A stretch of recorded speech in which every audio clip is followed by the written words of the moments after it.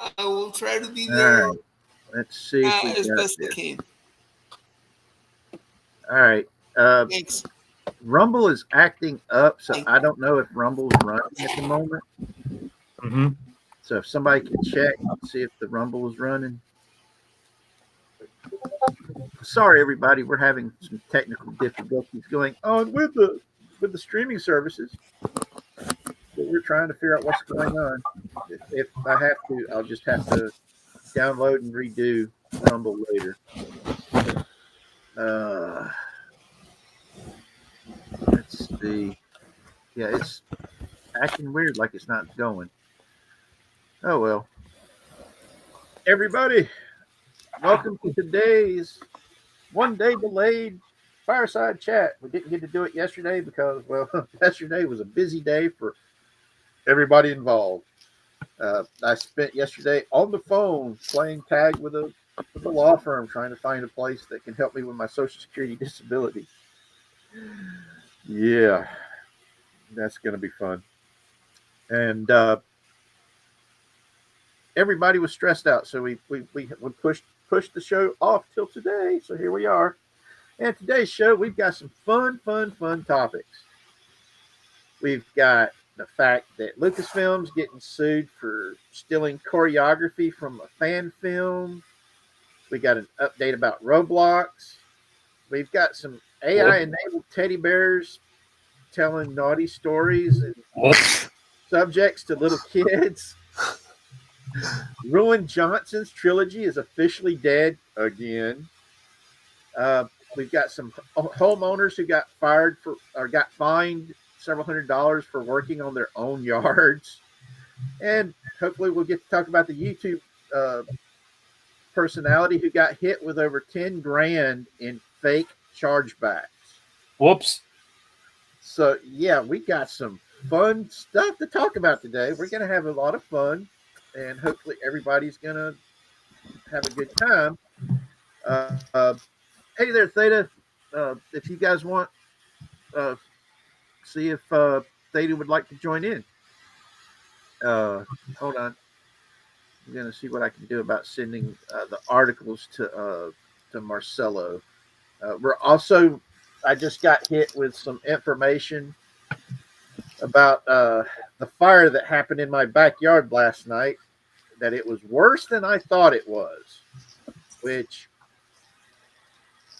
oh man, it breaks my fracking heart because it was the Museum of the Waxhaws, a log cabin that was built in the 1840s burnt down. So yeah, oh god, that breaks my heart because it was a beautiful log cabin. I sent the links to Wavo so he can put it up whenever we get started talking about it, since I'm having technical difficulties with the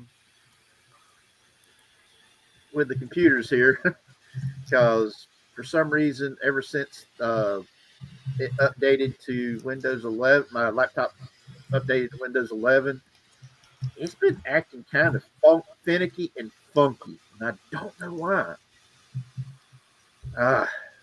All these new tech stuff, man. New tech. I will say Windows 11. I've heard a lot of really bad stuff about it. Yeah, it's like they've been pushing stuff into it. They've been pushing stuff into it that has been really, really bad for like people are switching back to Windows 10 from what I've heard. I would if I knew how to do it. It's just it's so fracking frustrating that, you know, this is supposed to be making it easier for people, and it's been nothing but a pain in my butt. I cannot use Google Chrome. It won't even open. Windows Chrome won't open at all for me. Well, you have to understand that when they talk about making things easier, what they're actually saying is they're making it easier for them to make money because they had to fix all the bugs that they knew about when they released it. Yeah. Okay.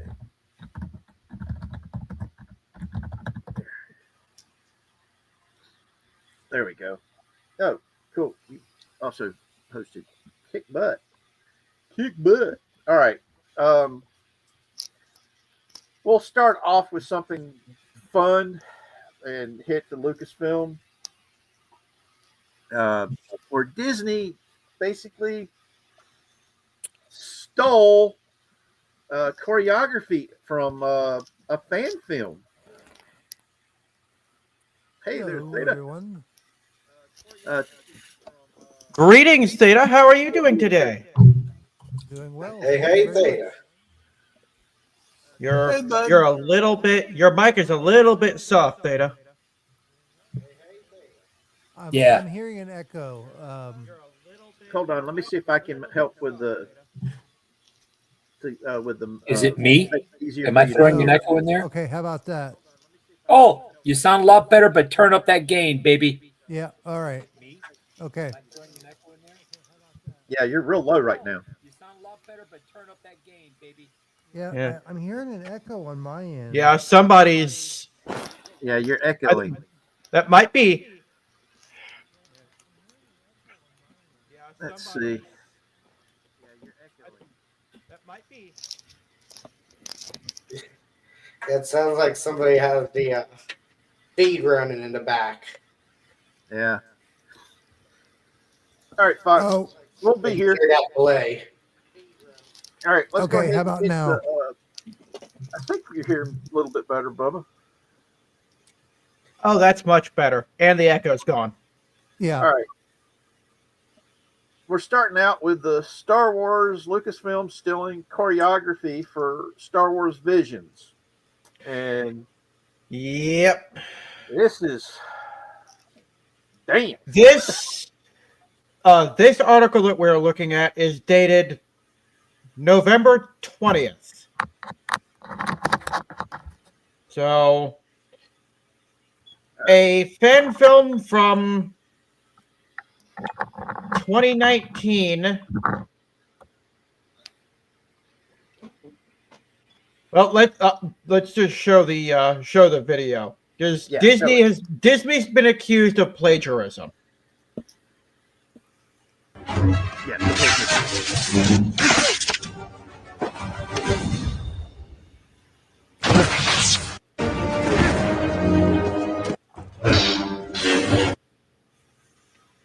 Yeah. The only difference is one's got a double-bladed lightsaber and the other don't. The photographs, it is so. I mean, it's the same angle, it's the same everything except for the double-bladed lightsaber. It's scary. It's like looking into a mirror. Dude, if you had not told me that other footage came from the fan film, you could have thought it was a deleted scene from one of the series. Yeah. A lot of these fan film, see, the way Lucasfilm used to do it, they would hire people that did fan films if the quality was good enough. They also, back in the day, if you had a fan film and you needed help with special effects, they would help you with your special effects. It's one of the things about what happened with Paramount and Viacom with the Star Trek fan films. You remember the Star Trek fan series where they were Star Trek: The Continuing Voyages, where they were finishing out the original series scripts. That had Vic Minoya took over for it right before they ended up ending the whole kit and caboodle because of what was going on with Paramount Viacom. Because even J.J. Abrams was trying to stop them from killing the fan films. But there was a lot of people that were complaining about Star Trek Discovery, saying just how crappy it was. And that they kept bringing up the fact that you had a fan TV show a fan show that was being done by fans who were raising the money and hiring actual Star Trek stars to star in these fan films, a fan TV show, was doing better quality in both writing, directing, and even special effects. And Kurtzman and company got so butthurt about it, they killed it and passed these stupid rules and regulations that no Star Trek fan film could be longer than 15 minutes.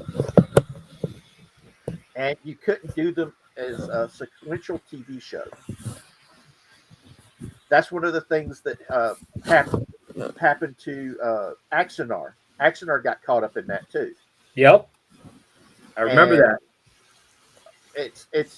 It's ridiculous. And now we've got Lucasfilm blatantly stealing the choreography from a fan film and not even changing up the angles and the videography for it. It'd be different if they were like doing panning the camera around so you can see different angles and everything. As you saw in that video, they copied the same angles and the same framing and everything, except for the fact the bad guy was using a double-bladed lightsaber. Yeah. Well, what I'm And they seeing made here, the lightsaber colors different. That's it. what I'm seeing in the article, apparently Star Wars Visions, apparently Disney contracted a different studio, a different animation studio for each episode. Yeah. And it's even that's actually documented right here. And this particular episode was made by the studio 88 Pictures, which is apparently out of India. Yeah. That's where a lot of the fiber stuff comes from. That's just me saying it, because That's also where a lot of our call centers are nowadays. yeah, and the scammers and all that stuff. It used to be yeah. It was Nigerian prince. Now it's one of two places. It's either coming out of India or let's see, is it Minnesota where Tom Walls is at? With Yep. all the Tim Somalis? Walls, you mean? Yeah. Touchdown Timmy. He was called Touchdown Timmy because he likes patting down the boys on the football team. That's not all he was called. Yeah, I know. Well, I gotta say, I've had a run in. I've had a bit of bad luck with a scammer from somebody else. So if it's Touchdown Timmy and the boys, I'm driving up there to Minnesota, and I'm putting the fear of God into them with Christine here. I would love to see that. I want to be there when it happens. I'll be happy to, and then I'll go over to this company and bitch them out for plagiarizing Star Wars. But what drives me nuts about this stuff, like I said before, during our pre-show where we're sitting there discussing all these topics, Mm-hmm.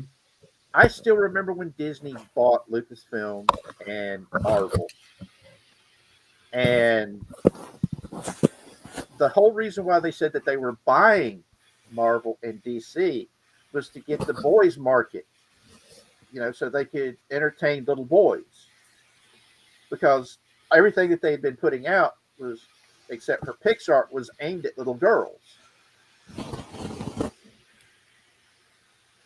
And as we have seen, they just girlified Star Wars and Marvel. I don't mind the females being added into the stuff. I do mind where they decide, to make the girls look better, we got to make all the guys look stupid. That's where I draw my line. Star Wars and Marvel both always had powerful women in them from the very beginning. I mean, Princess Leia was a badass from the start. Not a question. Yeah. And I don't know about... Hey. Okay, guys. I'm going to ask you guys a serious question now. Richard? Yeah. I'm going to ask a stupid question. Go for Who it. was the leader of the rebellion? Mon Mothma, a hot redheaded I chick. rest my case. I rest my MILF. case. She was a hot redheaded MILF. I rest my case. Okay. Yep. I mean, any justification that there was not recognition of, you know what, and maybe sometime to a fireside chat we should invite Alice. Yeah. You know, yeah. I know, crazy. You know, get her opinion in here. But there have always been characters who were strong. I remember, and Casey, you can back me up. Okay, Lois Lane. Mm-hmm. Going back to the George Reeve TV show. Yeah. Lois Lane was one hard case. Okay? She didn't put up with she did not put up with BS from Perry White. She didn't put up with Superman's BS. Okay? She even shot up a place with a machine gun, emptying the bullets, with two gangsters in the room who were left slack-jawed. Okay? So yeah, in the comic books, I mean, she was one of the first females other than Wonder Woman to have her own comic book series in DC I mean, Comics. we back can in the even day. go back as This was far on as TV. the Dick Van Dyke Show and all that. Yeah, but we're talking, but even talking about, quote unquote, the superhero genre, the science fiction genre. Okay, this was back in the 50s, folks. Yep. She was shooting up a place with two gangsters firing a Tommy gun. Exactly. Come on, girl boss. Come on. Well, the worst part of it is I wouldn't even mind if there were girl bosses, except that they always do the girl boss the same way, no matter what franchise it's in, what iteration. They could learn a lot from Lois Lane. Yeah. You know what? Yeah. I'll even go one step further, if you don't mind. And I'll say, if you want to go all the way back to the 1940s in the Fleischer Brothers Superman, I mean, she was even for then a badass. Oh yeah. Yeah, it's the thing. It's the thing that there is seemingly selective memory. There is selective memory on the part of the people who are doing the creation of new content that do not bother to do research on the background of the source material. That's the whole point. They hire people who's never read the comic books or the fans of Star Wars. Richard, the thing is, you don't have to be a fan to do your research. Well, okay, but here's something. Zachary made a statement in the chat. Strong women are hot, and yes, that is very, very true. They're very hot. Yes, and you have to make sure you define which type of strong women, though, because there's strong women, real strong women, the self-made ones. Ellen Ripley. And on that note, Warabo, I need another drink. Yeah. Hold on, let me go get my bottle. Hold on. Up, here we go. There we go. We have Princess Leia. We have Helen Ripley from the Alien series. What was her name? I won't say Barbarella because Jane Fonda. Fuck her. There's what was the actress' name? Yeah, Charlie's Angels. What was her name? The actress from Ghostbusters. It's on the tip of my tongue. Sigourney Weaver. Sigourney Weaver. Yeah, she was Ellen Ripley, man. She was hot. Yeah. I mean, even if you want to take that route, you can go with Annie Potts, who. Yes, Annie Potts was. I thought she was hot. Yeah, but what I'm saying, Theta and I were having a discussion a few weeks ago about presentism, and I think that's a lot of the problem. The people here today are so convinced that nothing happened before they were born that Yeah. was of any substance whatsoever, that they don't even have to do their research. That's the problem, Mars. It's not that they don't know how. They honestly don't think they need to because nothing happened That's before they were Jennifer born. Lawrence syndrome. Jennifer Lawrence syndrome. Remember how she was saying that she was the first woman action star? Yeah. Yeah, because all of us were like going, "What did you say?" Yeah, exactly. I mean, And- Ellen Ripley, Princess Leia, Yeah, And even Arden. don't forget Jamie Lee Curtis in True Lies and Yeah. Halloween. Well, Yeah. Halloween Yeah. too. You also I mean, had Aaron Gray from Buck Rogers. Yep. The lady from Flash Gordon. I was about to say that too. Not the Del Arden from the classic movie with Max von Sydow, but Oh my God. I mean the original Flash Gordon serial, the hot Yep. chick that played Del Arden in that. She Yep. was a badass in that too. Didn't put up with anything. Okay, and so here's the thing. Here's the thing. The fault is not on the source material.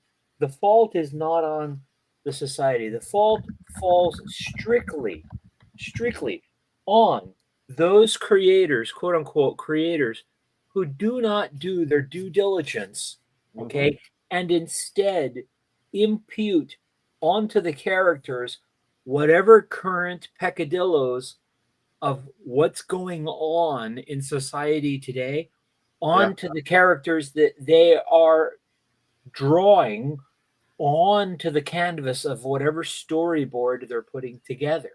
Okay. I'm going to go off on a tangent for a second. Okay. Uh-oh. Hang on. All right. Hey, everybody strap in. Let's be ready. I'll got be the- back in 3 hours. I got the tangent, Bill. This ain't going to be a long one. Okay. One of my I'm just favorite characters from the X-Men was Iceman. Oh yeah. Okay, Yeah? Back in the 90s, there was talk of them making him come out as gay. And I was all for it back then. That they couldn't do it because they still had the Comics Code Authority, and the Comics Code Authority said that they couldn't do it.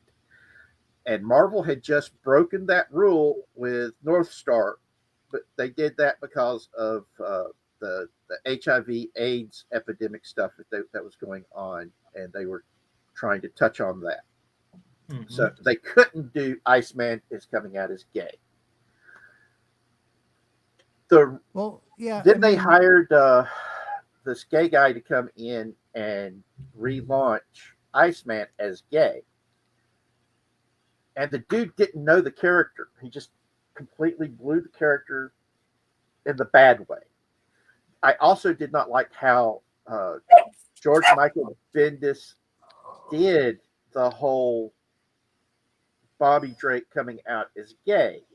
Because the way they did it, it was almost as if Jean Grey used her telepathy to change the dude's sexuality. No, that's literally what happened in the comics. Yes, that's what I'm saying. Yeah. I was like, what? Why did? And that's the only reason why I'm upset with what they did. That and the fact that the person that they it's okay, Fox. Anytime you want to stop in, man, you guys can. Fox, you've got a seat here by the fire anytime you want it. So just relax. Yeah. But what was his name? The gay guy that they hired to write for the Iceman series. He had never written comic books before. He even came out later about the fact he didn't know what the heck he was doing writing for comics because he was a young adult writer. He wrote young adult books. Yeah.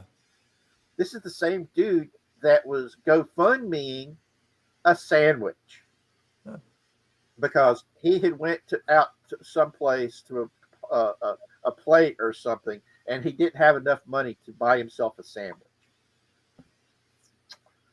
Yeah, and then you had Joe Glass, And Joe Glass can actually be a good comic book writer if he would let his activism go away. Well, yeah. Because he had he did the Pride comic, which was a group of gay and lesbian and trans superheroes. I've read it. It was good right up until they really were pushing the activism stuff into it. Yeah. So my favorite part about it is Fab Man is a gay version of Superman who was running around in pink booty shorts, pink go-go boots, and the rainbow flag as his cape. And he's sitting there complaining about the fact nobody takes me seriously. And I'm like, you think? I would be sitting there going, the American patriot would be looking at him going, you're asking the question why nobody takes you seriously. The pink booty shorts, the pink go-go boots, the pride flag. Every time you do anything, at the end of your whatever it is that you've just saved, we watch as you fly off with a little gay guy to go have sex with it. We've really gone tangential. Yes, I know. I'm just gonna say it. We've really gone tangential. We could tackle this touchy subject on Rumble. You know, yeah, we could touch in a good way. We could touch this subject, but getting back to the fact that Lucasfilm clearly has used ideas wantonly, and I choose that word very judiciously. I don't know if the attorney for the fan film will see this stream or will avail himself of the opinion of the public, but it is clear to this viewer that whatever was done with this material, there is a wanton reuse of the concept, not just the visual order and orchestration, but concept of this fight. Of this fight. I'll be right back, guys. I mean, the context between these two seems nary identical. One is in a field full of dust and rock, and the other one's in a forest. Okay, so we've changed the scene. Okay, one has a single red lightsaber, whereas the other one has a double red lightsaber. Fantastic. But action after action of the protagonists, both light and dark side, seem to follow the same path, almost identically. I dare say that someone with a little bit of acumen could turn around, take both of these videos, feed them into, I don't know, some sort of AI, and ask for an objective evaluation on the basis of choreography, scenery, sequence, timing, cadence, action, and outcome. And get a statistical probability, which, as a human and having seen them both, I would say, wow, they look almost the same. And I'm going to leave that right there. Oh yeah. Yep. Even with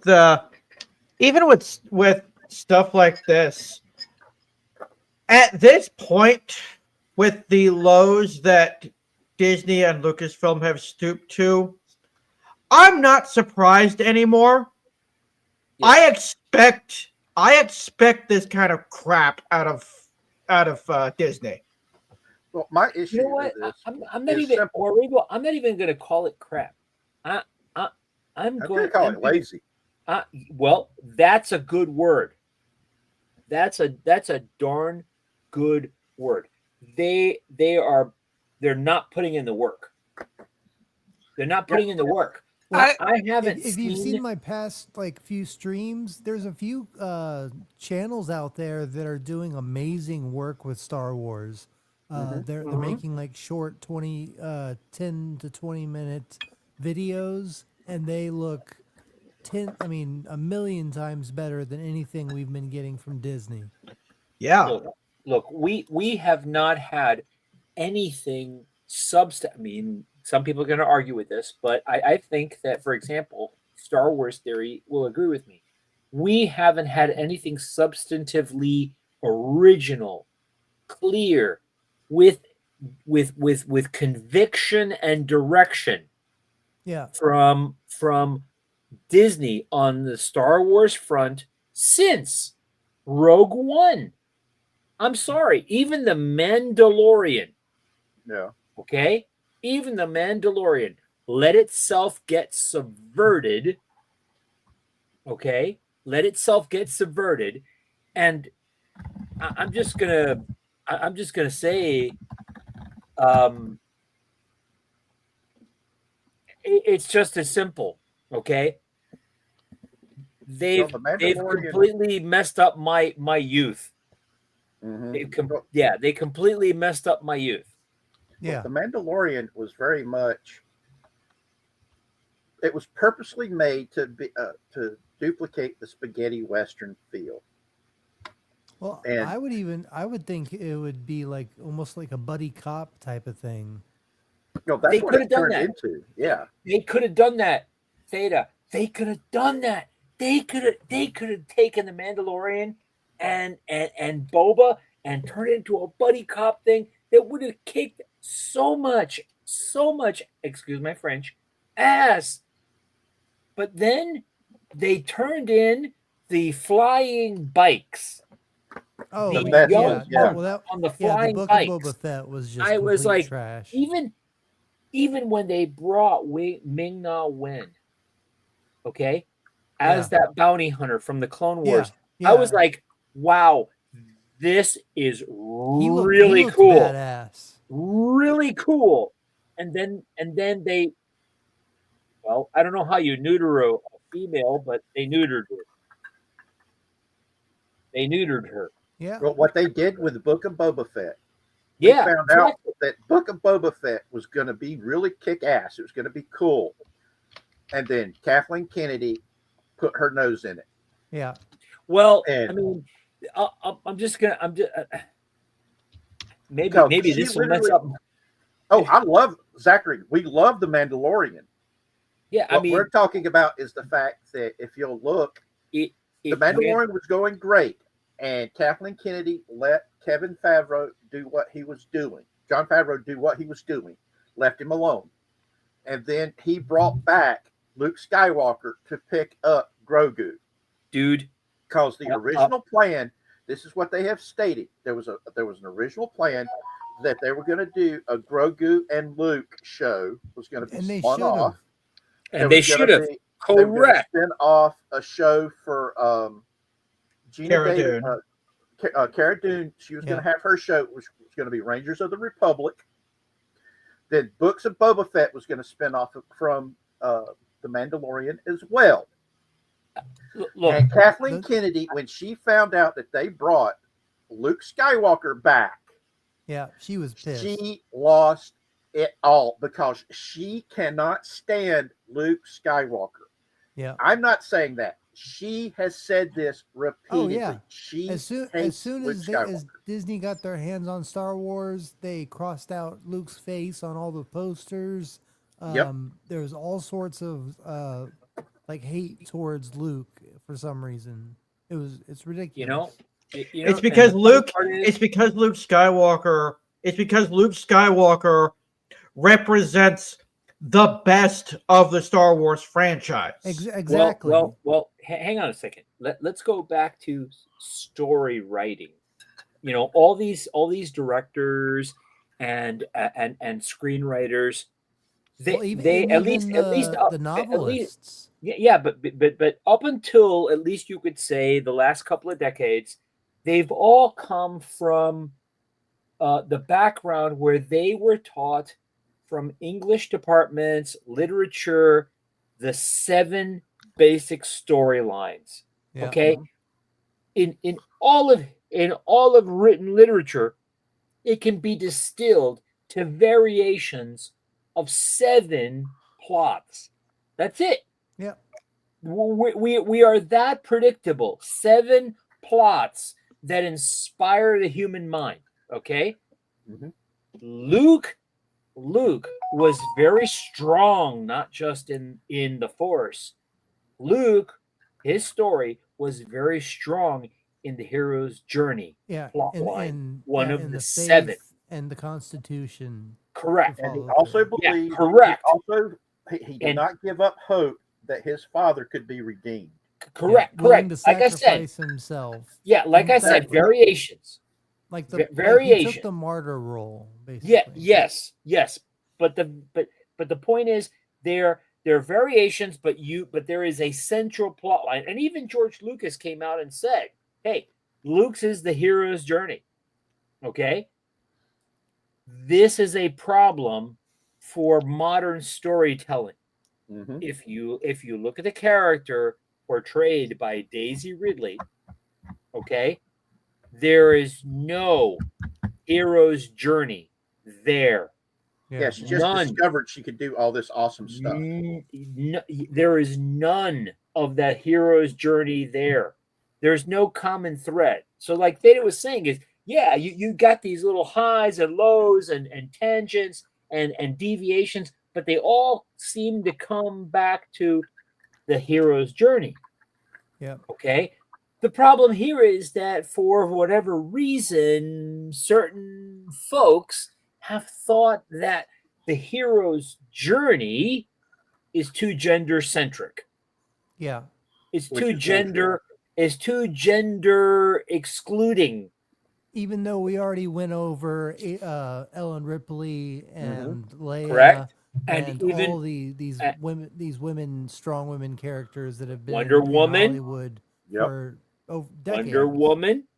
Okay. Linda Carter. The Was- Bionic Woman. Do Yes, I have all to of keep them going?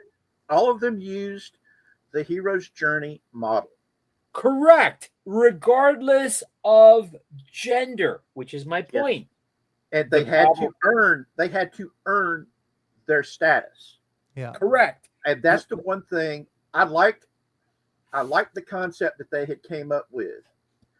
When I went to go see The Force Awakens, I was like, okay, this is looking like it's going to be pretty good. Yeah, I was And- too. I was a little Yep. hopeful for that.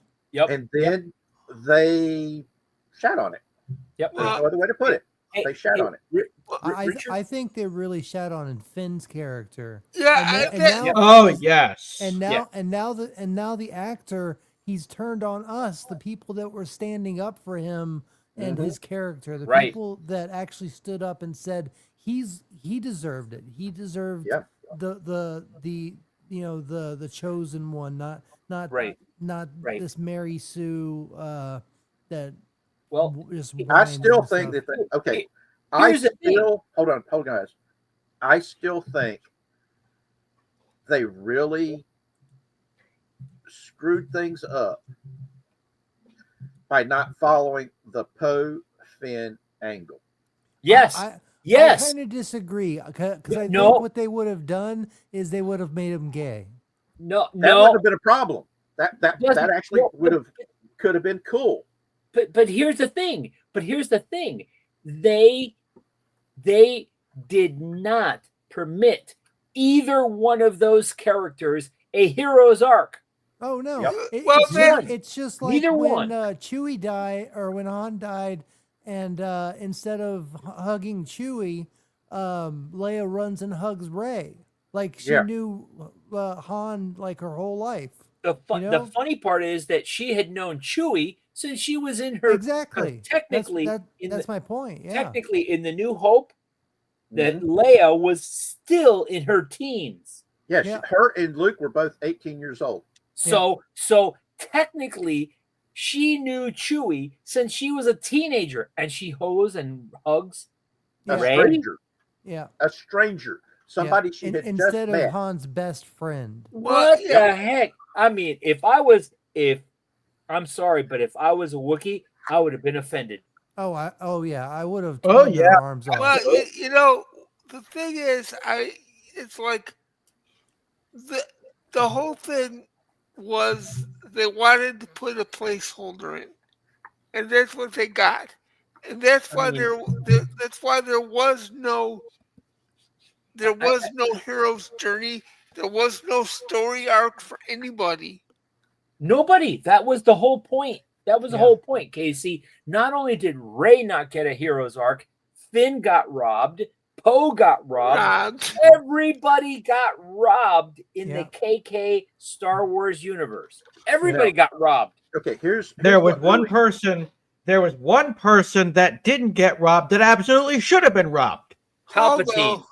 Yeah, No, Yeah. that purple haired nose ring Oh, woman. Oh yeah, Ro- The one that Rose was up on her high horse. Rose Tico. No, that was Admiral the Holdo. commander, Admiral Oh, yeah. Holdo. Oh, that's right. yeah, Yeah, Holdo, yeah. that she. Yeah, Hey, the woman I'm gonna go get the woman something who to eat stole before the. my stream starts, but I might be back. All right, But yeah, the Admiral Holdo, the one who stole the limelight by crashing the ship into the giant Star Destroyer. Oh, wait a minute. You mean gender what's her studies name? degree. I know who you're talking about. I forget. Yeah, literally purple hair with a nose ring. And the messed up thing about that was the Okay, actress. you're They could not get her to stop saying pew pew whenever she was supposed to shoot somebody with that blaster pistol. you're talking about Laura Dern. Yes. Okay. Yeah. Vice Admiral Holdo. Yep. Mm-hmm. That could have been a much better. That's good. That could have been such an incredible character if it hadn't been played like a piece of driftwood. Now, what pisses me off, okay, they knew before they started that Han was going to die in The Force Awakens. Mm-hmm. That was in Harrison Ford's contract, that Han had to die because he wouldn't come back unless he knew for a fact that Han was going to die, because he kept saying that he did not like the way the Return of the Jedi ended with Han getting a happy ending. He truly felt that Han Solo had been a scoundrel his entire life, and he needed to have died to complete the story arc.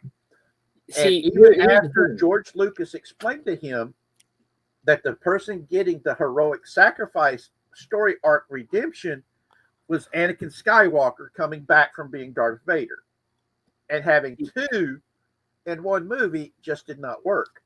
Yeah. And that was the plan from the beginning of the first movie, was Anakin Skywalker's return from the dark side. That was the entire purpose of Luke Skywalker, was to ensure that Anakin completed the redemption phase of the hero's journey. And so he agreed with it, didn't like it, but when George Lucas went behind, because before he sold to Disney, he was in the process of putting stuff together to do the sequel trilogy. And one of the reasons why Disney bought it, lickety split, was the fact that he says, yes, I've got all the original cast ready to go to come back to make it. I just need money to do it. And thus he sold lock, kit, and caboodle to Disney, because Iger told him, we're going to take good care of it. This is all behind the scenes stuff. If I remember right, got talked about in Iger's book. I just can't remember. But yeah, we do need to move to the next subject. But because we did veer off here pretty big.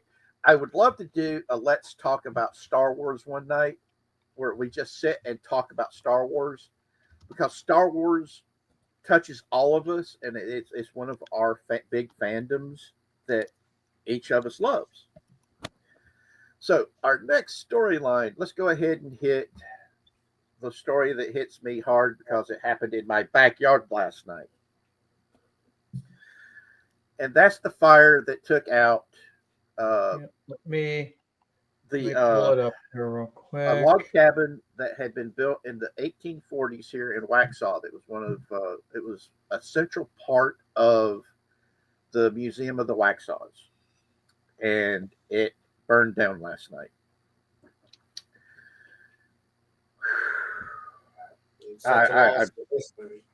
Yeah, and when I sent the links to Wavo, and when he saw a picture of the log cabin, one of the first things he says, "Oh my God, that's a beautiful log cabin," and it was. It was. Yep. And the very next picture I see is it being engulfed in flames. Yeah.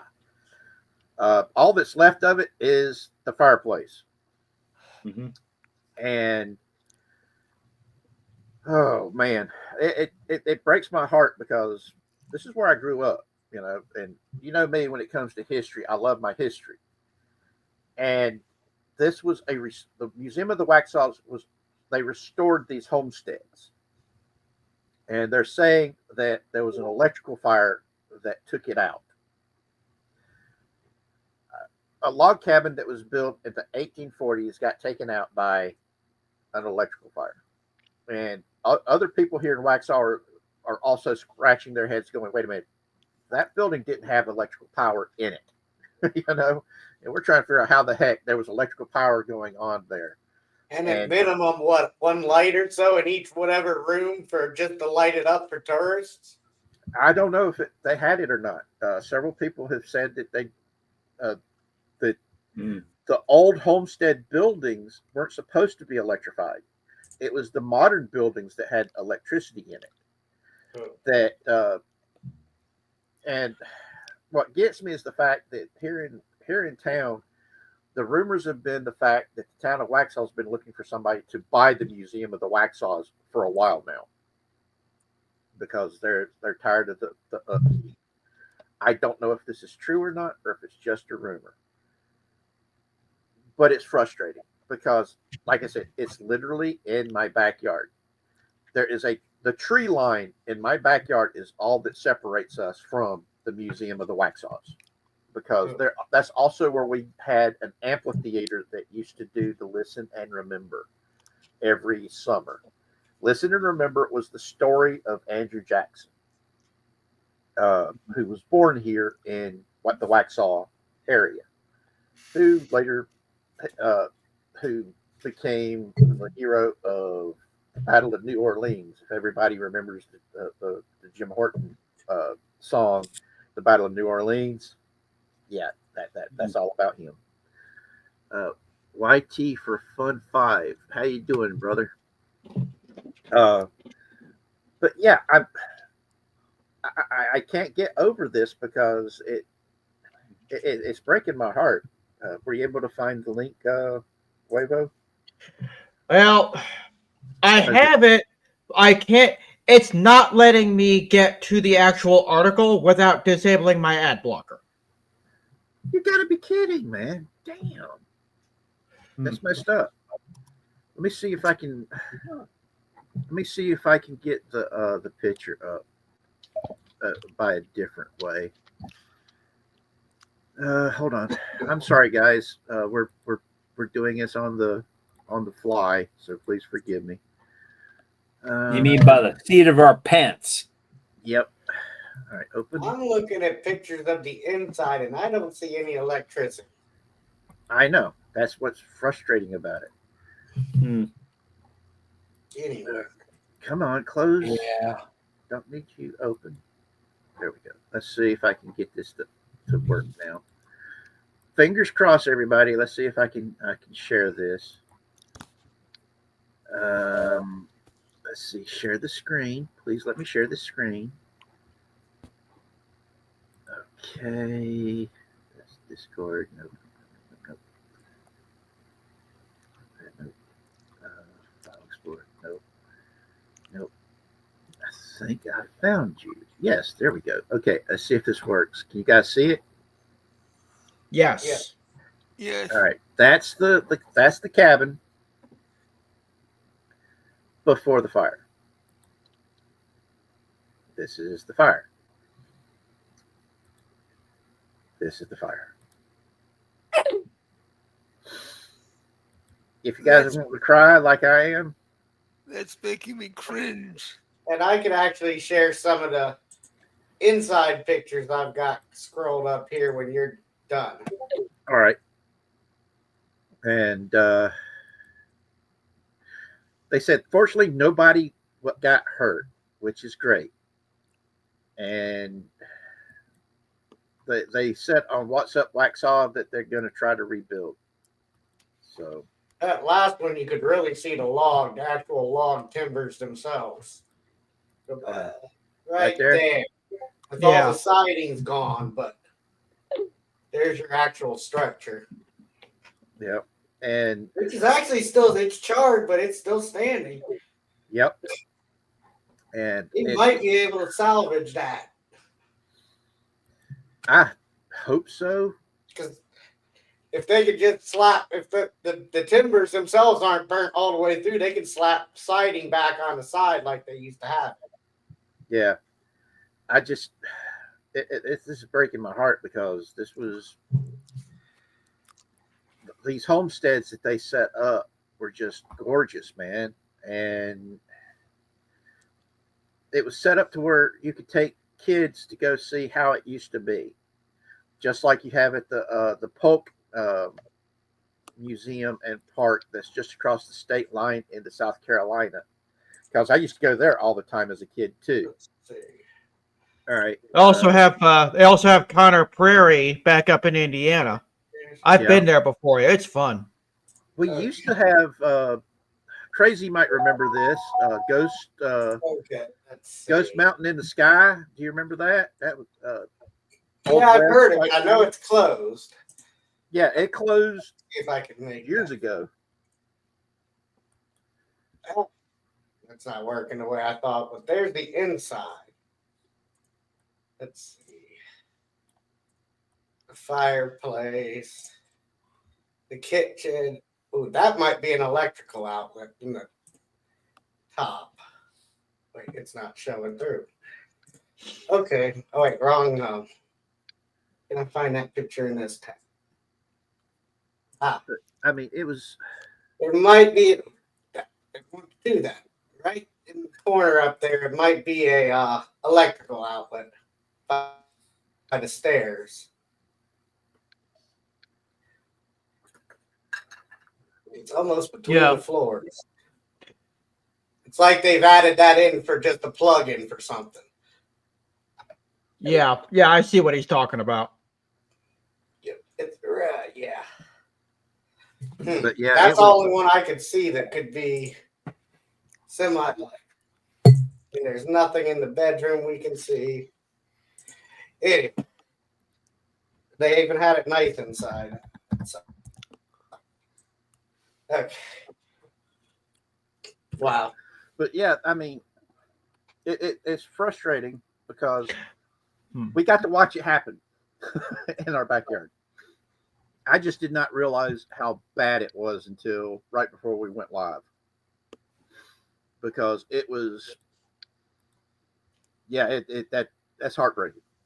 Our next story is going to be the AI teddy bears.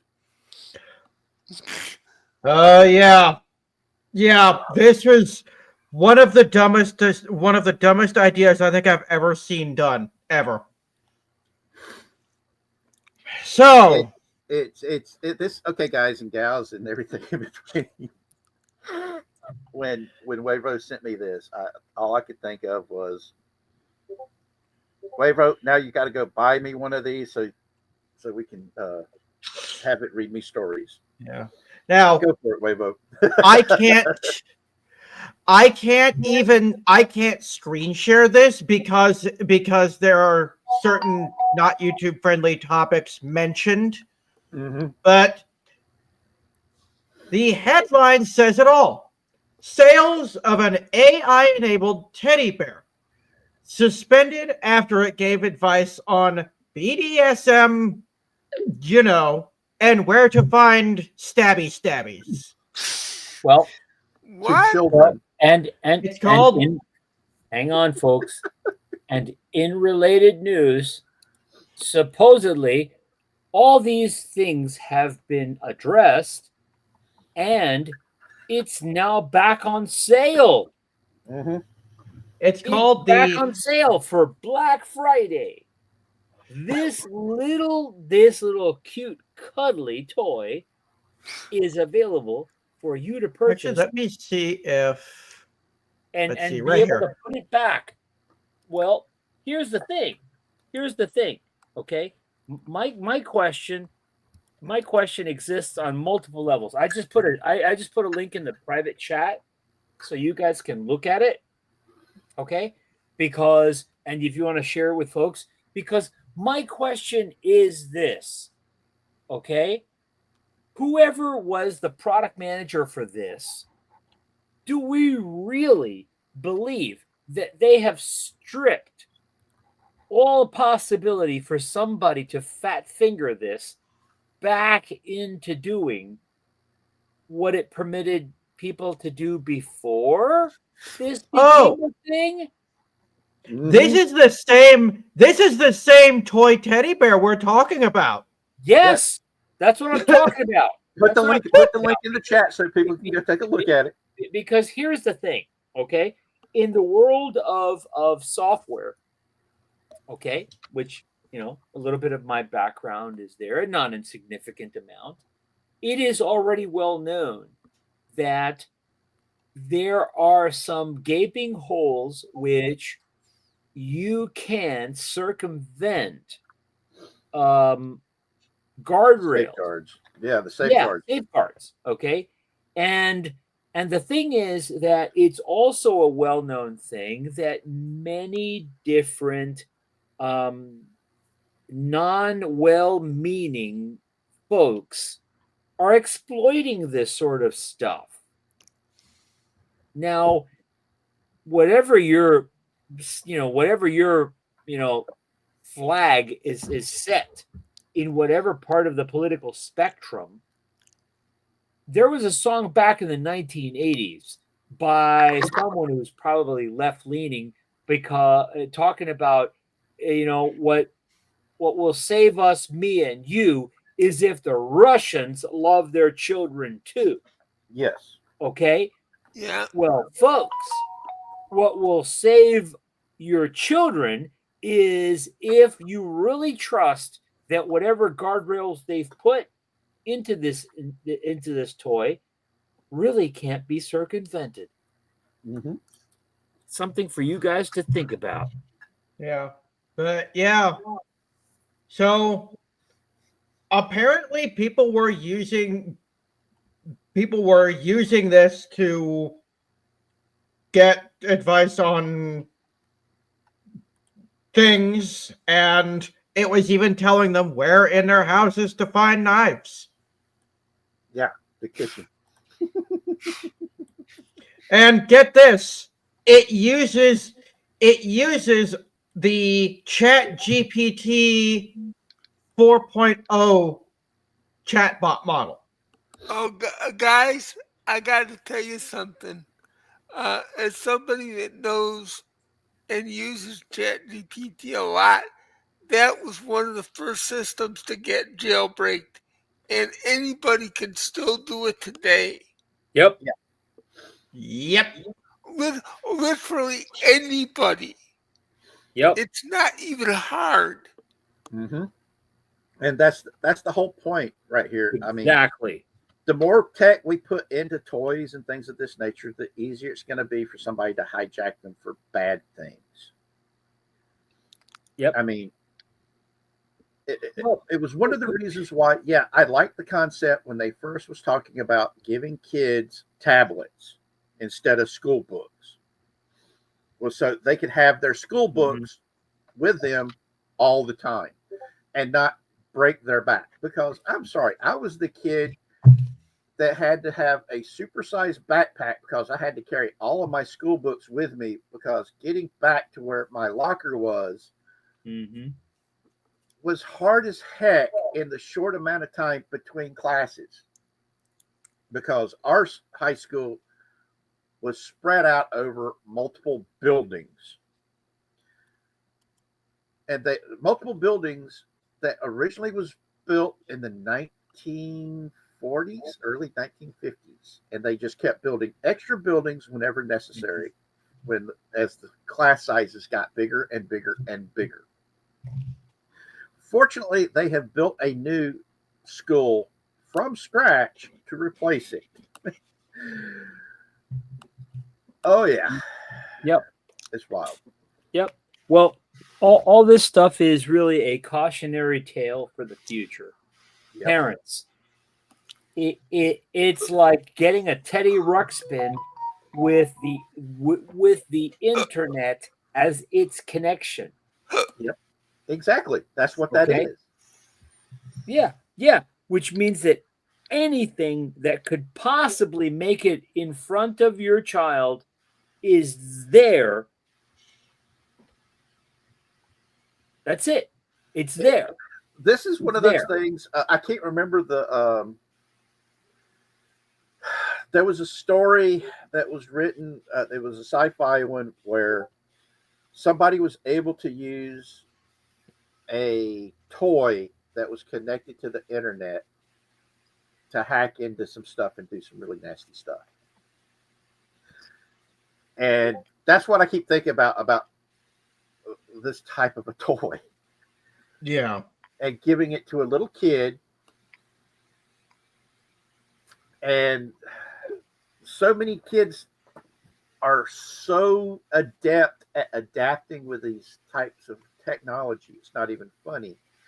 Because when we were kids, back in the 80s, and computer hacking was just really getting going, because kids were actually starting to get home computers. They made TV shows and movies about this stuff. And I don't just mean war games.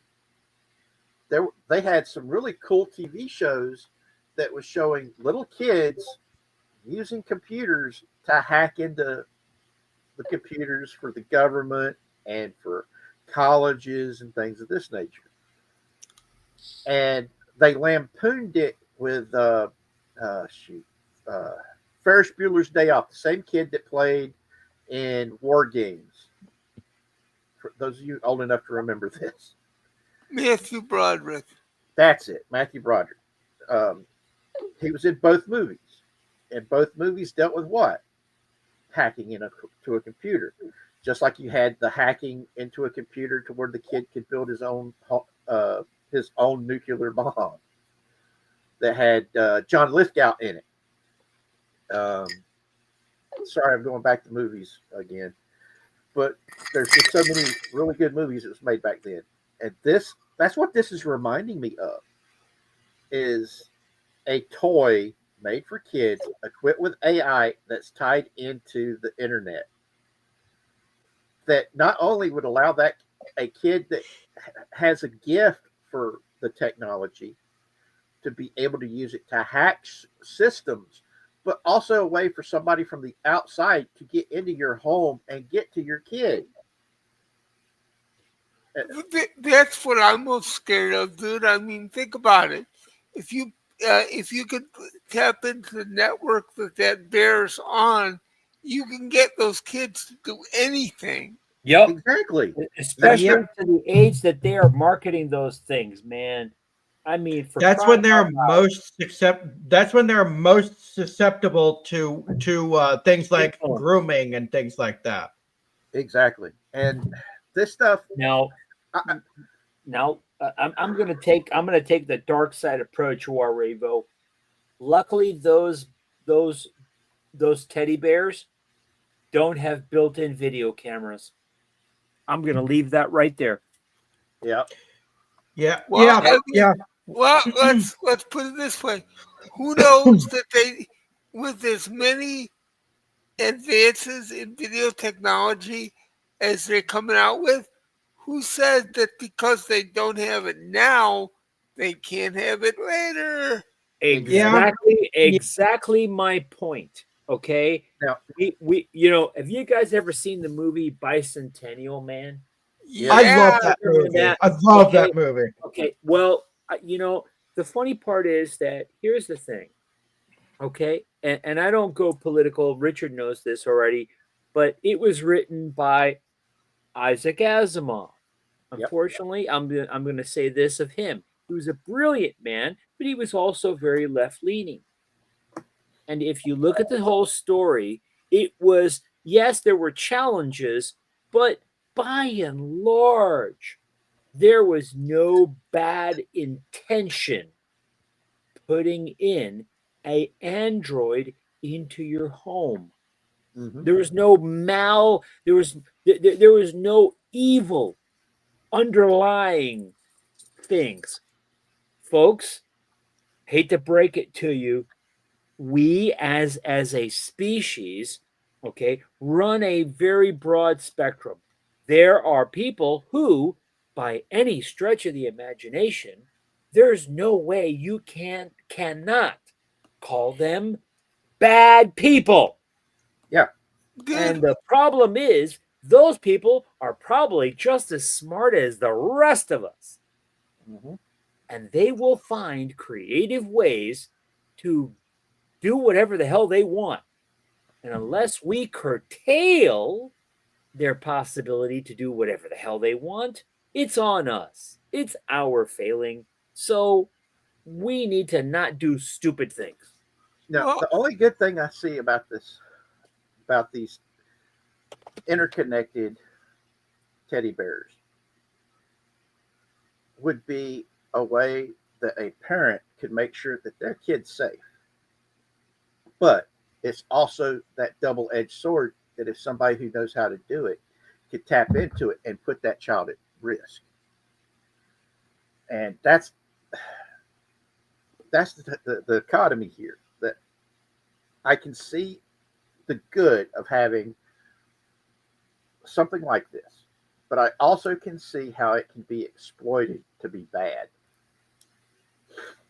I'll tell you what, there's a lot more bad in it potentially than good. Yes. And I'll just end this with one word. And I'm sure Mars will know exactly what I'm talking about. Replica. Mm-hmm. If you know what replica is, and I'm sure you do, and some of the things that company has been accused of doing, that's where these teddy bears could go. Yeah. That the AI boyfriend, AI girlfriend, AI friend that was all about trying to get you to spend money to get it to do naughty stuff. Well, I mean, you got to admit though, you can see that. Yep. Yep. And I get it. I really do. Because y'all know me, you know how lonely I am. Dude, And it's one of those things of, I totally get it. Yeah. I also totally understand the whole So- concept of sex spots. I mean, girls have had sex spots since, the first time somebody whittled out an artificial dong. So net. Yeah. Mamas, don't let your kids grow up to use AI toys. Yes, because that takes away their imagination. Just gonna Or- say that. or at That's least if you want to be observant enough to see what is going on. Yes, that too. My fear, though, is a lot of these AI toys can rob a child of their imagination. Mm-hmm. Because I've seen this with There- video games. I have seen where so many young kids are so absorbed by the artificial brain that they're holding in their hands playing these little games. Yep. They don't interact with anybody, just with their thumbs moving. I mean, they're giving these things to kids that are way too young to have them, in my opinion. Correct. I truly I believe mean, you should not have. If you've got a cell phone for a child for emergencies, it should be a basic phone. It should not be the artificial brain that's connected to the internet that allows them to do all kinds of stuff and play games on it. right. Okay.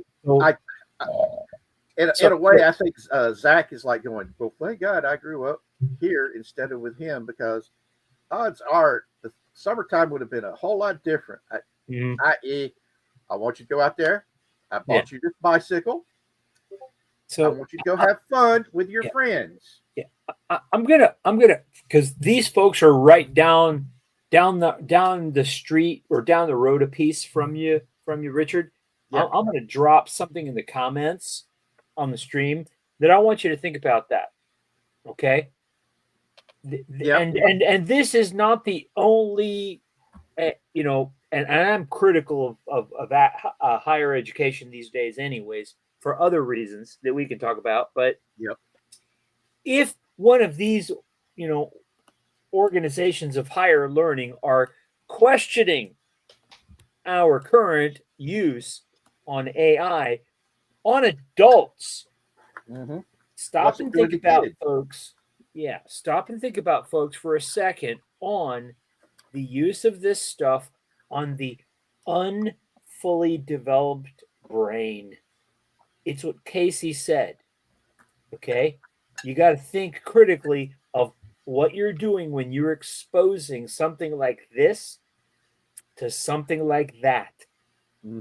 Something that is not fully developed, which you as a parent should have a control over, to something that out of the box comes with almost no guardrails.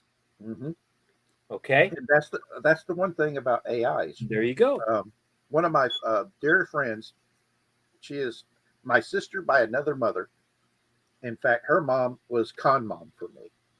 For those who don't know what a con mom is, that's where when you're a young con goer, an older lady becomes a con mom by taking you under her wing and keeping you safe. Or you can have a con dad, which is a dude that does the same thing. Well, Gwendolyn, one of her day job is training AIs. And we've had this talk before about how we don't understand how the human mind works, and yet we're trying to program artificial intelligent minds. Yeah. And we also got into the discussion that is it truly artificial intelligence or is it a virtual intelligence? This could be its own stream, Richard. This could be its own stream. We do have to get the ball. We do have to get the ball moving. Oh yeah. Okay. Yeah, next. Richard, because do you want to talk about? We'd be here for hours. Yeah. Do you want to talk about the raccoon that robbed a liquor store? Yes. This. I'll let you tell this. I could neither confirm nor deny, Juarebo, that I put him up to it. No, actually, he wasn't actually robbing it. I just asked him to go in for some jack, and things got a little out of hand. Yeah, they just snowballed out of hand, man. I told him, just go for the low rack. Go for the low rack, but no, he went for the best stuff they had. He went for the best stuff they had. Who tells raccoons what to do, man? So instead of looking for the jack, he ended up getting jacked. Yes. Okay, hold on a second, guys. I'm going to put this up. Look, yeah, that's the problem. When you give a raccoon a taste of the good stuff, they develop an addiction. Oh yeah. Hey, why do you think they look like they're wearing a bandit mask? I'm telling you, man. What's that old phrase? It was at this time he knew that he messed up. Yes. Yeah. That is a big mess. Yeah. Oh my God. I mean, seriously, I showed him a picture. I told him, ignore everything else, but what can you do with the hired help? I mean, seriously, Well, it's tough to get good help these days. Well, I'm telling you, the man. thing is, I would have gone for the monkey, but the raccoon was cheaper.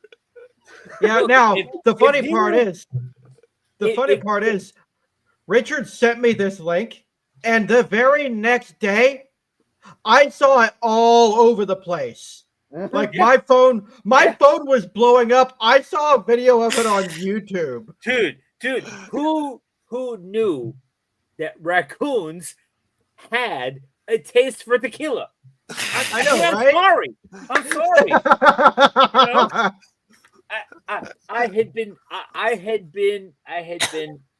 had been helping certain folks to appreciate a fine scotch, okay, a good whiskey, a nice bourbon, all right.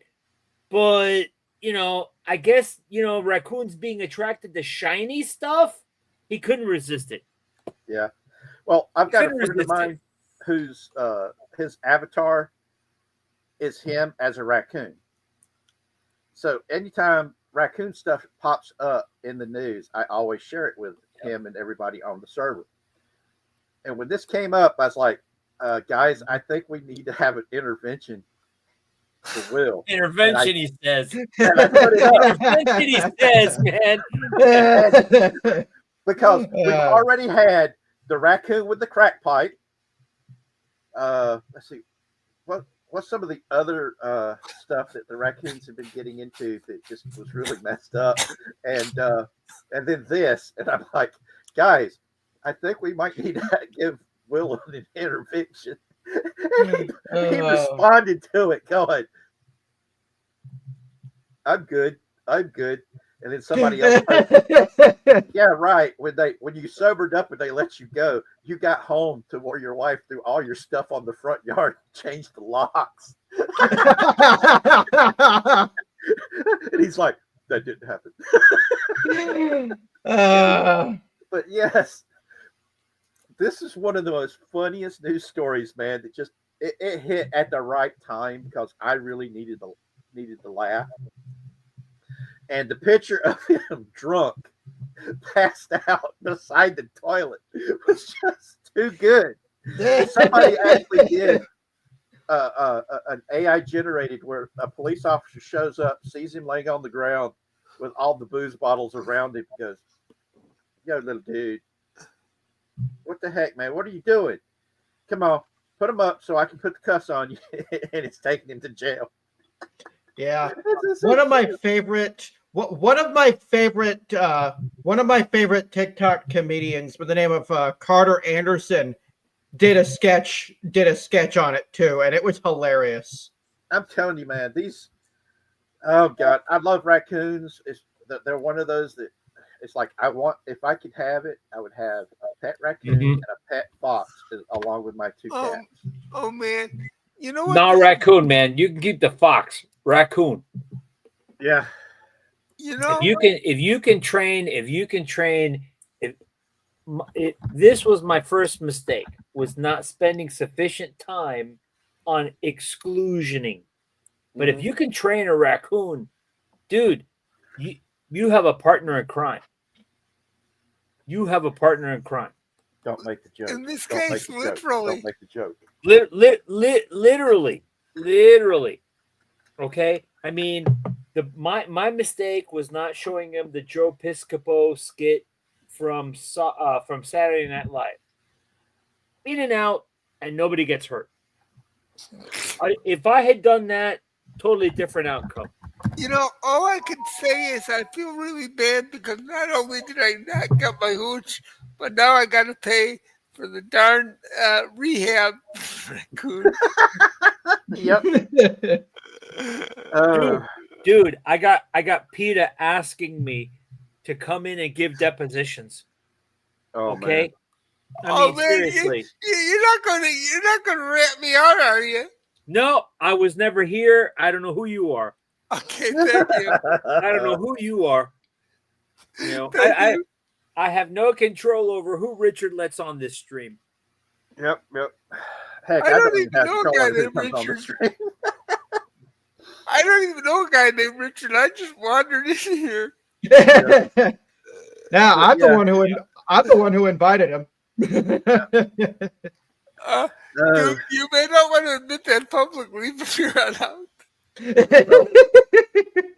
We really don't have to hit much on Ruin Johnson's trilogy yet officially being declared dead, because Yeah. it's been declared dead how many times in the past 5 Well, years? Yeah.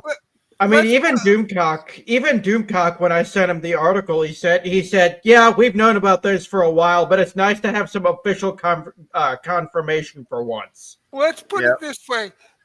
Ruin Johnson's trilogy is so dead that even I can't resurrect it. Very true. Very true. Yeah. I'm When Casey says you're screwed, you are just too far gone. Now, there's also, let's see, we also had homeowners getting fined for doing their own yard work.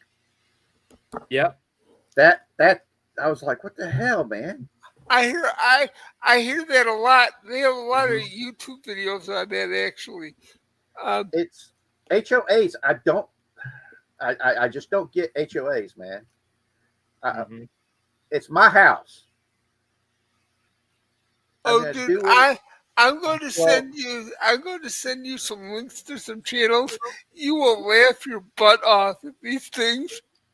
Oh God, yeah. I mean, I've heard some of the horror stories, and I'm like, oh God. So if somebody tried that stuff with me, wouldn't be good. I'd run them over with my scooter. I really would. So here's the thing, okay? The original idea was not a bad idea. Don't let your neighbor paint their house, okay, in color of a Skittles bag, okay? Don't let your neighbor let their property go into such disrepair that it adversely affects things like I don't property know, values. like the drainage into the county into the county sewer system. Don't let their house get into such disrepair that in the event of a catastrophic weather event, their property becomes a hazard to other properties. Okay, yeah, exactly. I'm using the logic from Florida. Okay, out of the entire panel, for folks listening to the stream, I'm the only one from Florida. Okay, I'm sorry. Am I chopped liver? No, you're not chopped liver, but well, okay, all right. I give you a pass. But you're borderline. Anyway, moving right along. Borderline. I'm smack dab in the middle of the friggin' state. Yeah, I know, but we had to adopt you, so it is what it is. But the point is this: the idea of homeowners associations started from collectivist ideals where people had a pride in upkeep of their properties. Here is the problem with that. Collectivist thinking propagates in an innate feeling that someone who, for positive rationales, can impute their level of standards upon everybody else. And so the standard from some of these folks in these associations gets on to the, how should I say, the mental dysfunction spectrum. Yeah. You can't have leaves on your front lawn, Richard. You can't have branches on your driveway. Juarevo, you can't wash your car on your front driveway The because joke's on you. Joke's on because you. I don't have a because- driveway. I wash my well, car. well, that's the whole point, though. That if you did, it's still shared property. It's still shared property, and their thinking is you should care enough about your property that you treat it as if it was everyone's property. Yeah. Okay. The Well, I've got problem. one of the guys I used to hang out with. His property, and he owned the place. Something like 12 to 15 years before the HOA set up next door, because he was like, "We ain't not going to be part of no HOA." Plus the fact it was a working farm that he had, Mhm. and the HOA over time started giving him shit over the fact Mhm. working farm, and trying to say that he was part of the HOA. He's like, "No, I'm not. I'm not part of the HOA. I'm not part of the HOA." They get a new group of people that came in and got elected to the leadership board of this HOA, and they were bound and determined to claim his property was part of the HOA, and they kept leaving notes for fines and things of this nature. They even went out of their way to set a lien up on his property. And he kept having to go to court to deal with that stuff, saying, "Look, I'm not part of their HOA. See right here, I'm not part of it. Tell them to leave me alone." And they tried to block off access to his property. And he finally had enough and sued the bejesus out of them. I don't blame him. I neither do I. I'm like, I don't blame him one bit. it was, and the messed up thing was that there was several people that lived in that community that did not like the leadership of the HOA, because they became little tin pot dictators. You know, the Karen. And that was my point. That was my point. Okay, you give folks a little bit of power, and their own personality inclinations Mm-hmm. will start to take hold. Okay, and they will start to put their own standards above what is actually beneficial to everyone and even achievable, Mm-hmm. because they don't take into account the fact that even in any community we have folks who are in a different economic situation, and they will act without any compassion or empathy for their situation. Back in the day, before this sort of stuff, we would have said, "Oh, Richard, you need some, you need to paint your house. Let's go get some paint and some brushes, and let's go paint your house." Why? Because we know that if Marcelo's house needed a fresh coat of paint, Richard's going to say, "Well, shoot, I remember when Marcelo and his family helped me paint my house. We're going to Yep. go paint his house." Well, you also had, okay, But we that's had not how several these things people- function. we had several people on my street that are disabled that could not take care of a certain thing, But that's what I'm saying. and we That's went what and I'm helped saying. them fix it. You know, it's like Miss Sally. She lives across the street from me. Well, she used to live across the street from me. I'll give you We an used example. to cut her. I used to cut her grass for free. Exactly. There's a guy on YouTube who has grown his channel to several 100,000 followers because he's been doing lawn work for folks who are in a situation where they cannot fully upkeep their property, and their HOA has demonstrated zero level of understanding and applied the most basic thought of Well, shoot, if we're going to work in a communal, somewhat socialistic situation, it's I think I've upon seen. us to help them. I think I've seen some of his videos because there's Yep. been times the HOA called the cops on him for Correct. showing up to help. Yeah, I was going to say. And you know what the funny part is that he's actually posted some of those videos, Richard. Mm-hmm. You turn around, and the cops will turn around and say, "I don't see a problem here. Yep. You want a hand carrying these bags out to the curb?" I've seen videos of the cops helping him carry out some of the, some of the trimmings out to the curb for the waste disposal folks to come and take the stuff away. While I don't know why anybody puts up with a goddamn HOA. While some Karen is standing out there, okay, complaining about this 90-something-year-old, widower or widow about how they've let their grass grow over a foot in length. Shit, well, why didn't you tell your husband to come mow her lawn, Karen? Well, the worst part of it is then they'll get the city to try to find the people.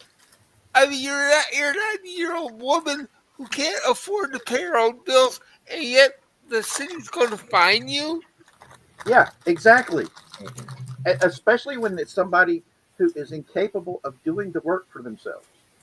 I mean, I've seen where, okay, Miss Sally was 93 years old when she passed away. Right next to her was Mr. Tony, who broke his back at his job and was unable to do a lot of physical labor. Then 2 houses down, there was another lady who was in her 80s that couldn't do stuff.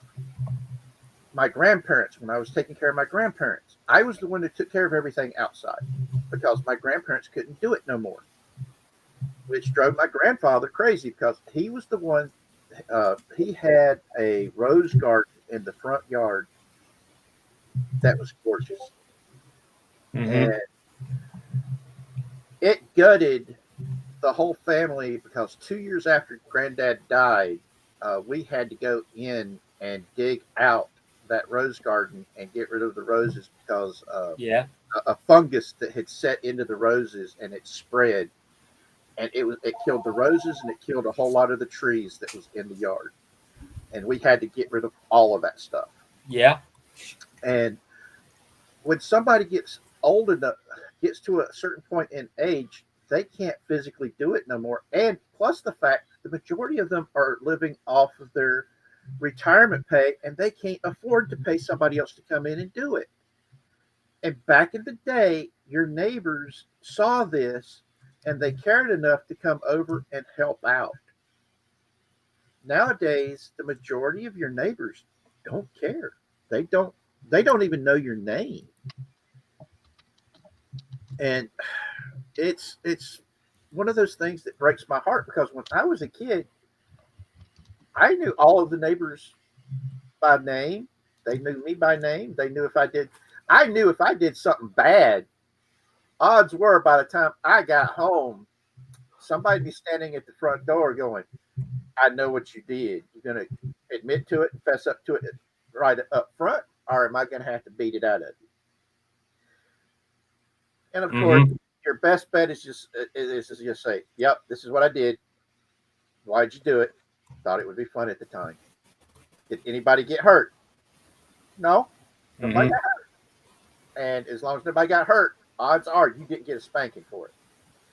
But if somebody got hurt or you stole something, ass whooping was incoming. And it goes back to our last discussion of go find me the switch. And any of y'all Southerners know what that means. I mean, go pick the switch. Oh, yeah. Yep, I remember. I remember the only time I ever got hit with a switch. You never want to get hit with it. Yep. And I had to go out and get the thing myself. Yep. And if you tried to and the funny thing is, You think, oh, I'm going to get this little tiny one. That little sucker could go. Oh yeah, them's the worst. Oh yeah. The smaller and thinner they are, the more they hurt. I'd bring them a stick, not a switch. Yes. And then if it breaks, they'll make you go out and get another one, and you're gonna get twice as much. Exactly. Mm-hmm. Oh God, I remember that stuff so good. If Laura Jane and Becca was here for this discussion, they'd probably be doing the whole funky chicken on the ground of oh my God, oh my God, oh my God, just like a little animal seeing an eagle fly overhead would do. Because they can be little demons, man. Mm-hmm. Everybody talks about girls being oh so nice and sweet. No, they were little demons. Mm-hmm. I should know. I got butt whoopings because of the evil shit those two little kids did. You were old. You're 10 years older. You should know better than let them get away with this. But every time I try to stop them, you'll give me a spanking. You give me a spanking when they do bad stuff. You know, give me a spanking. that's the thing. That sort of stuff has been brought about by questioning, creating constraints around children's behavior. Yep. Ever since the late 1970s, for whatever reason, and you know how society is, it functions as a pendulum. Yep. Things go a certain distance, and they swing back. Yep. Okay. The problem here is that we've swung too far in the other direction, and things have become so permissive, where some of our kids will like, oh, I'm going to call 911 on you. Well, the part that gets me is the fact that the pendulum has tried to swing back and compensate for it, but we've had this artificial holding of the pendulum from making that swing back. And anybody who knows anything about a pendulum knows if you hold back the pendulum from making its return swing, when it finally gets through and makes the return swing, it's going to go extremely further than it should have. And that's what I'm scared of. That's why I'm scared of the Bubba effect, guys. It terrifies me because that swing's coming. You can only hold it off for so long before somebody finally gets fed up with it and says, I've had enough. Okay, we had this discussion about what happened to Irina, the Ukrainian girl that got stabbed to death on the light rail here in Charlotte when it happened, and how there was a girl that got butchered that was from here in Waxhaw, not that far from where I live. Okay, they passed a law here in North Carolina called Irina's Law to try to stop where these criminals who keep getting arrested and released. They finally held one that got arrested 3 times in like a week's short time, and they bonded him at like $500,000 to $1 million. And the news here lost their ever-loving minds that this little black kid got arrested and is being held on bond because they're like, he's only 18, completely ignoring the fact he fell under Ilana's law because he committed 3 separate violent crimes in a short period of time and got released each time. Here's where I'm going to tell folks listening to the chat, look up a guy named God, G-A-D, Saad, S-A-A-D. Yes. Okay. I was listening into a conversation between him and a classic liberal, okay, Dave Rubin, and he threw a phrase out there called toxic empathy. Yep. And when I heard that, I was like, that's what's going on. Mm-hmm. That's exactly what's going on. We've become, or we've permitted ourselves to become so empathetic that it has become toxic. Yep. Toxic to reasoning, toxic to decency, toxic to logic. Okay?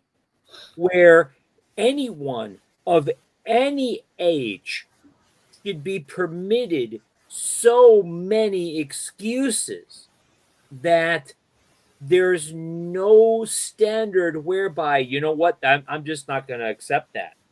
Yeah. I'm just not going to accept that.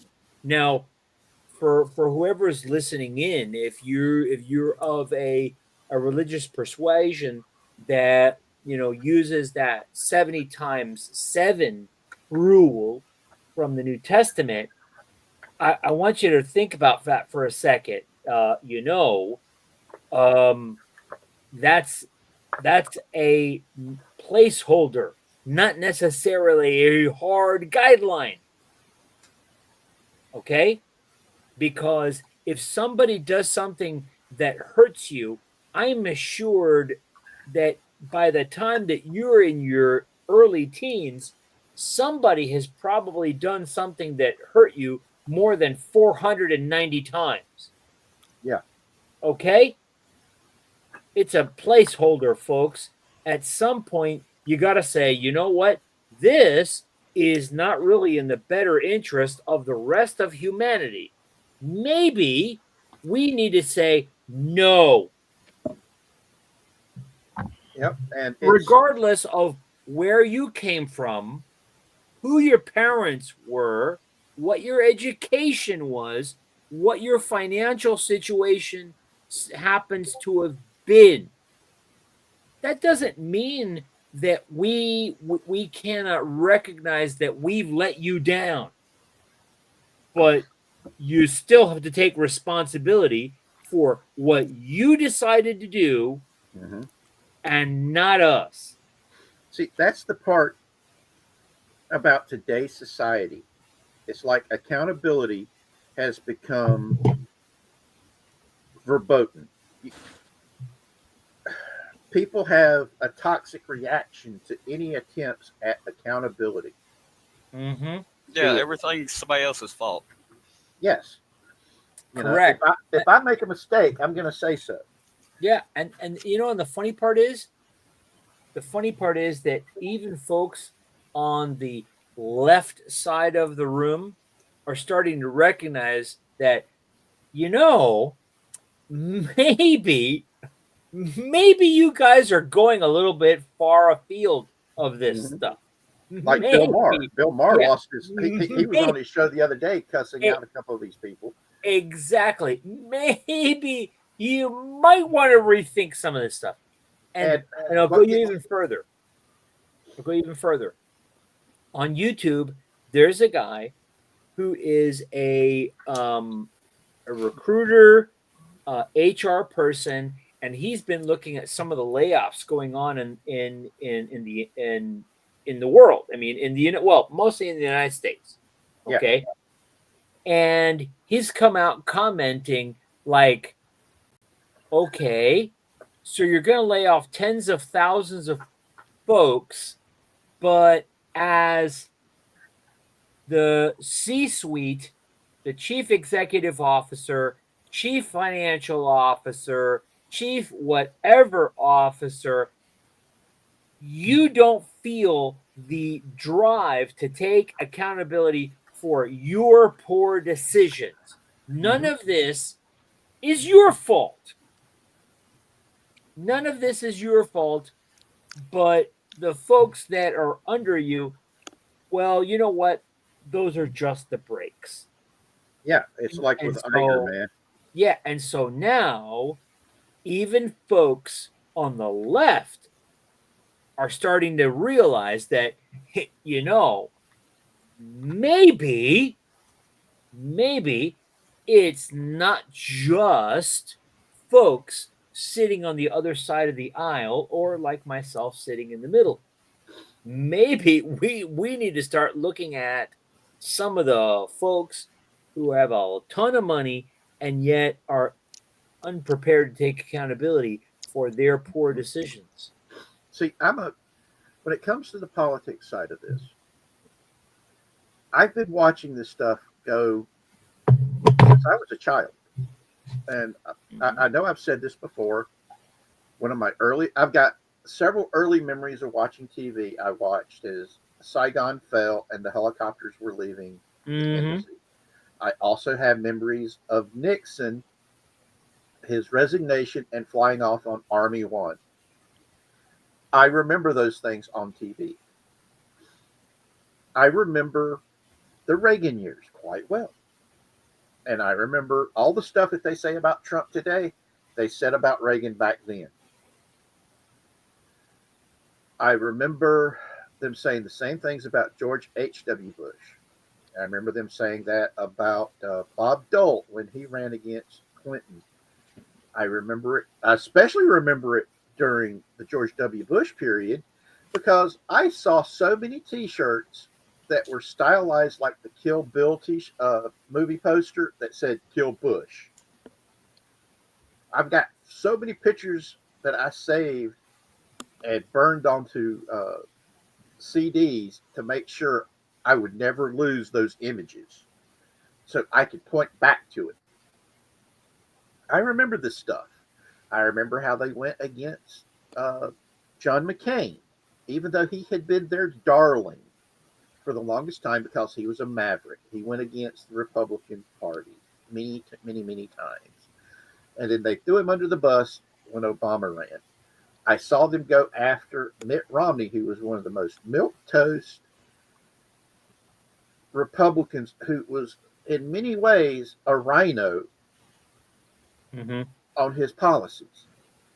And I also can remember back in the 80s that Donald Trump used to be a big-time supporter of the Democrat Party.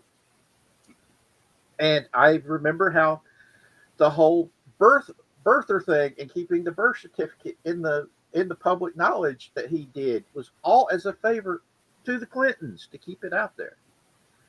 He was not my candidate, guys. I had to vote for him because I was not going to vote for the woman that made it for the only way for me to ever see my son again was him to show up at my doorstep.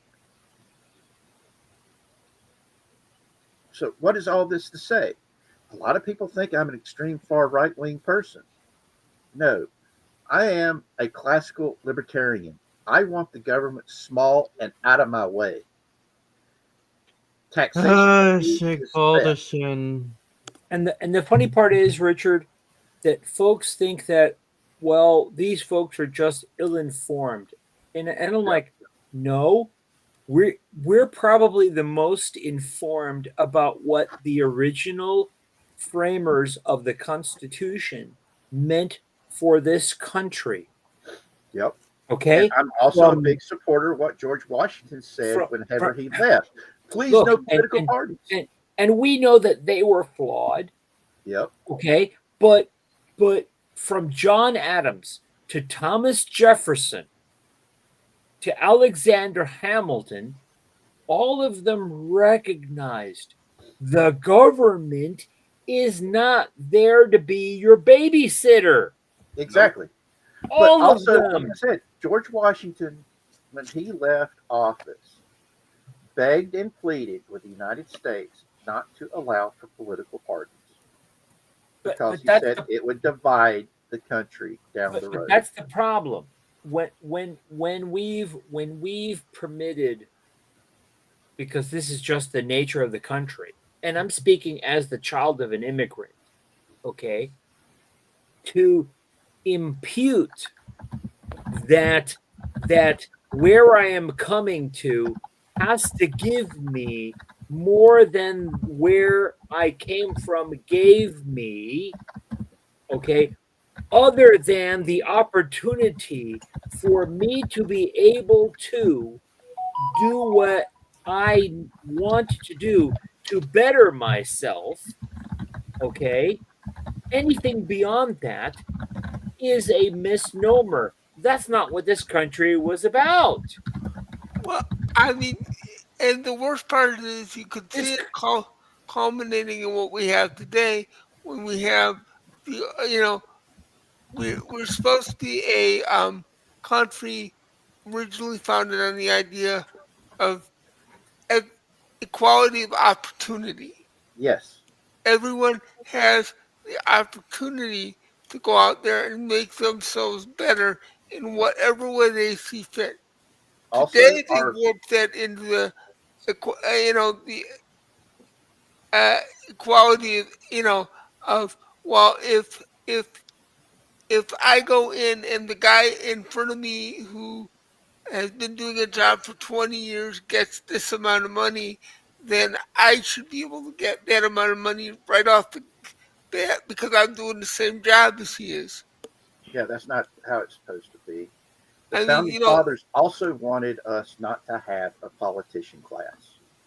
We were supposed to be citizen legislators, where you would go in your community. That's why the House of Representatives was set up the way it was. Your community was supposed to say, hey, Marcelo, come here for a minute. Come over here.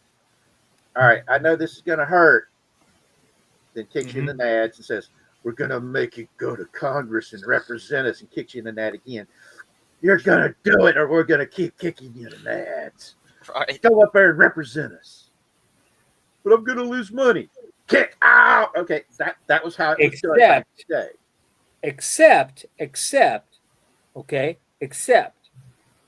how does somebody go from making 180K a year to being nearly a billionaire? Manipulating the stock market. Thank you. Okay. I've said this to other people before. I'm not a statistician, but I'm pretty good at math.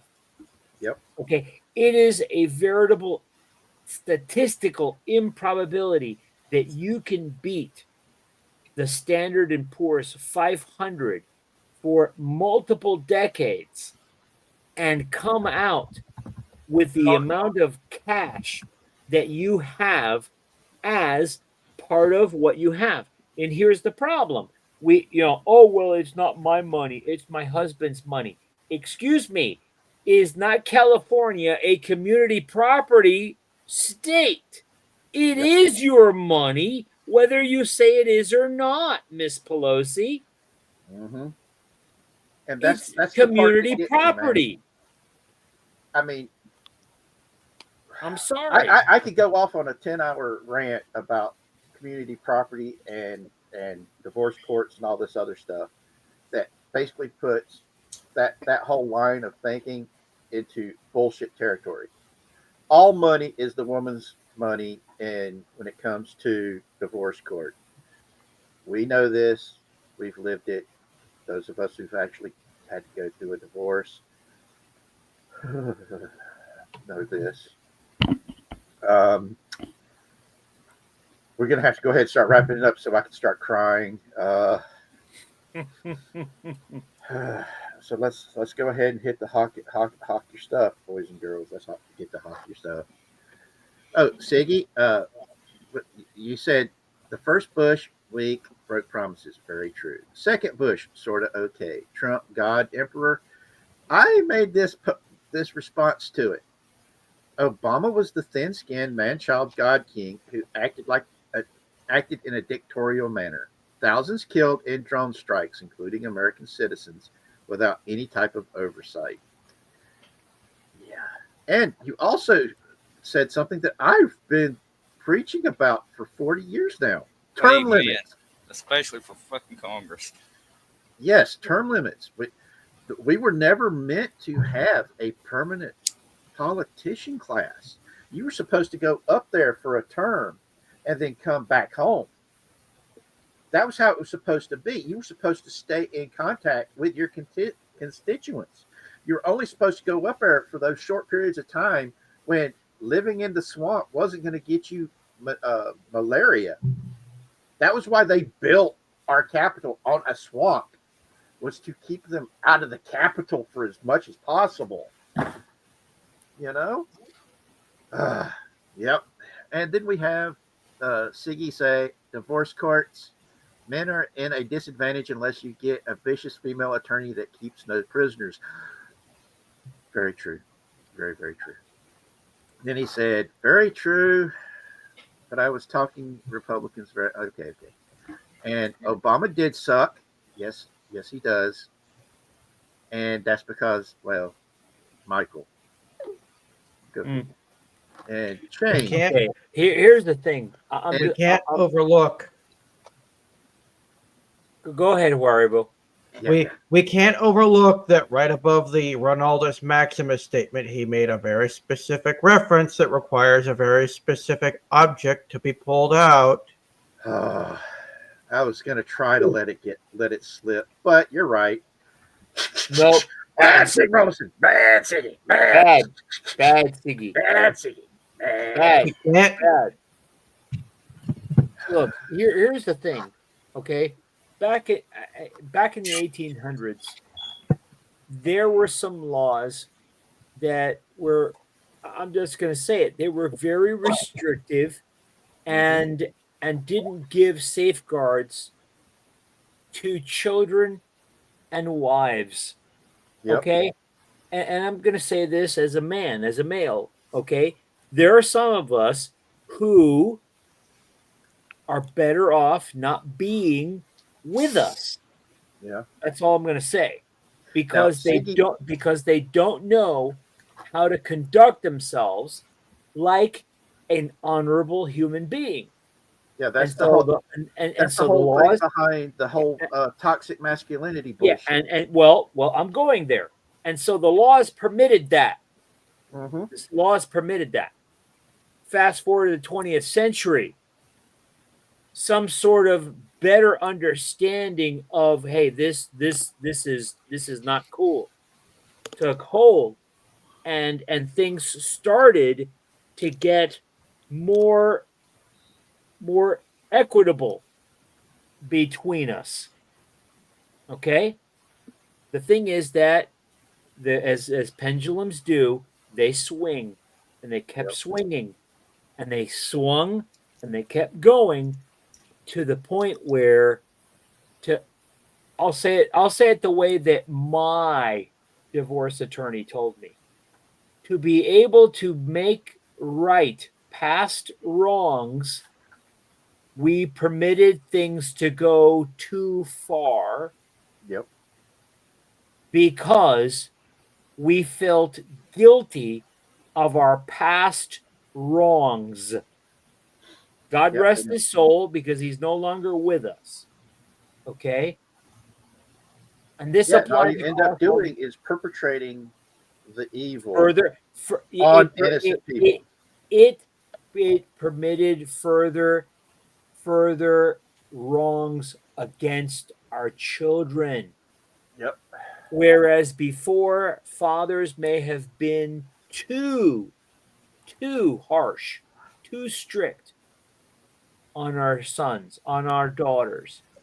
Now it swung the other direction, where now the kind of guidance that they needed to become healthy individuals was kept from them. Yep. Okay? How many women today have daddy issues? I'm going to leave that right there. Most of them. There's a whole lot. A lot of them do. It breaks my heart to say it, because I've known women that are third generation of growing up in households where the guy that they had no male role model to look up to. Ditto with boys who have grown up without a decent male role model as well. And it's not a toxic masculinity problem. It's an absence of masculinity problem. Because think about it. If toxic masculinity was so bad, so many of these kids are growing up to nowadays.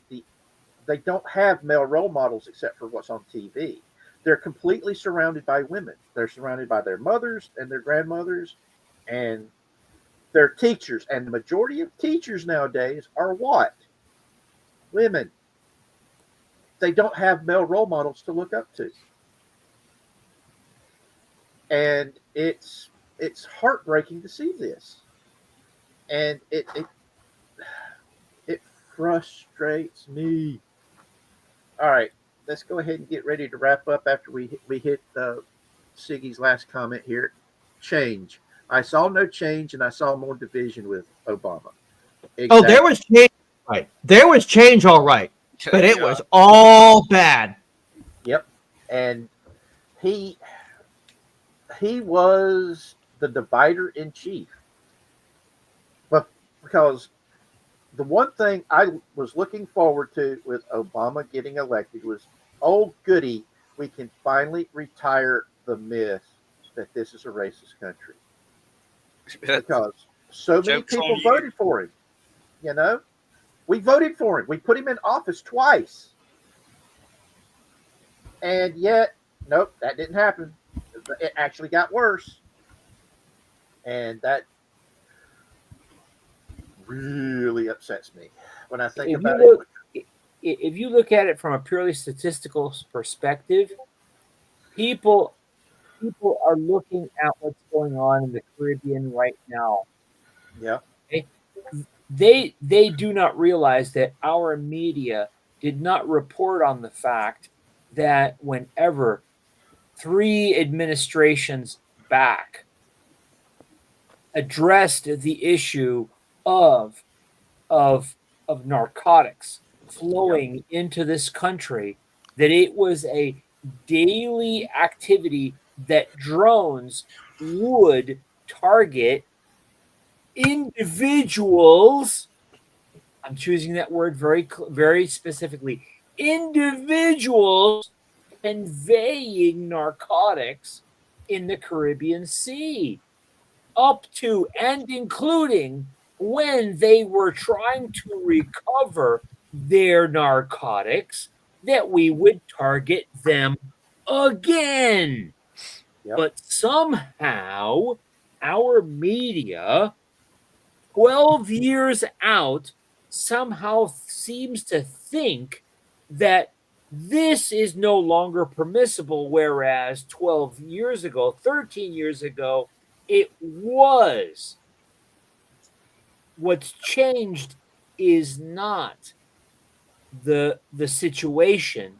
What's changed is what our media thinks we should know about, because, to paraphrase a certain late night host, we're your friends who are more informed than you are. Sure, Excuse me, but Mr. Colbert, you're not more informed than I am. I'm staying up with what's actually going on in this country, and you're the one who's misinformed. Yep. Well, of course he doesn't do any thinking. He's got a bunch of people back there telling him what to think. Exactly. See, what tears me up about this, I mean, I got into it with somebody today that has been a dear friend of mine for 18, 19 years. And I'm like, look, I'm willing to give these guys the benefit of the doubt right now, because they've been lied about nonstop for over a decade now. Mm-hmm. And we keep catching the mainstream media in these lies. The Russian collusion delusion, the peeing Russian hookers, the Hunter Biden laptop, etc., etc., etc. Oh yeah, it never ends. It's always something. And it keeps coming out that they knowingly lied about this stuff. And I'm tired of it. They have lied so much about these people, Donald Trump and the Republicans. I'm willing to give them the benefit of the doubt, because you've lied so damn much. That's that pendulum again. Yeah. You've been artificially holding the pendulum from making it swing.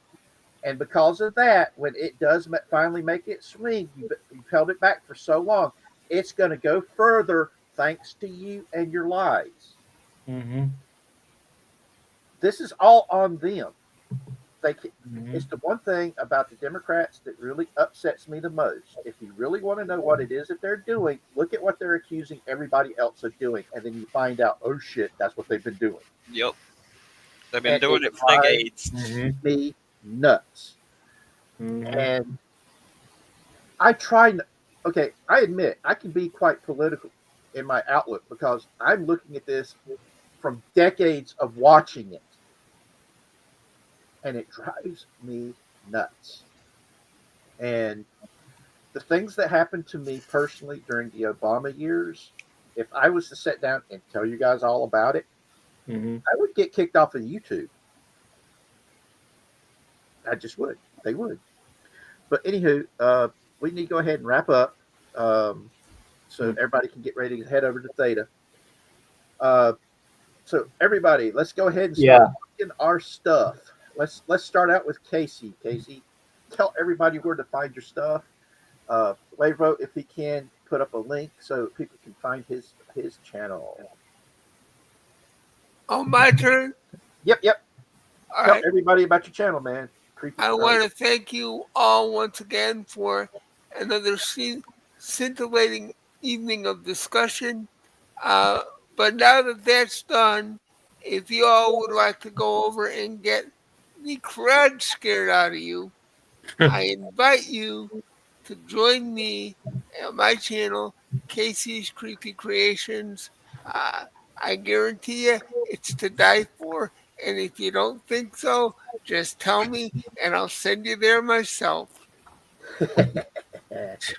Yeah. True. Yeah. And also, Tony is also doing his first Christmas matinee in 22 minutes. 22 minutes, folks. All right. Get your act together. Yep, that's where I'm going. It's now up to you, Marcelo. Tell everybody about your stuff. Well, my stuff isn't out there yet. I'm still putting where I'm going with my channel together. Hold on. Time out. Siggy says he's not a fan of horror, but good luck, Casey. Aren't you the dude that worships Harvey? I mean, you worship an eldritch abomination. You have no excuse for not liking horror. Exactly. Are you not the one who keeps telling me every Friday night to keep the button unlocked? I mean, seriously. Okay, I tell you what, Siggy deserves this. Siggy deserves it. Hold on. Bad Siggy. I mean, for crying out loud. Don't get me wrong. I'm a fan of irony, but this is ridiculous. Okay, you understand this. I run the cleaning crew Saturday mornings after you guys make a mess on Friday night.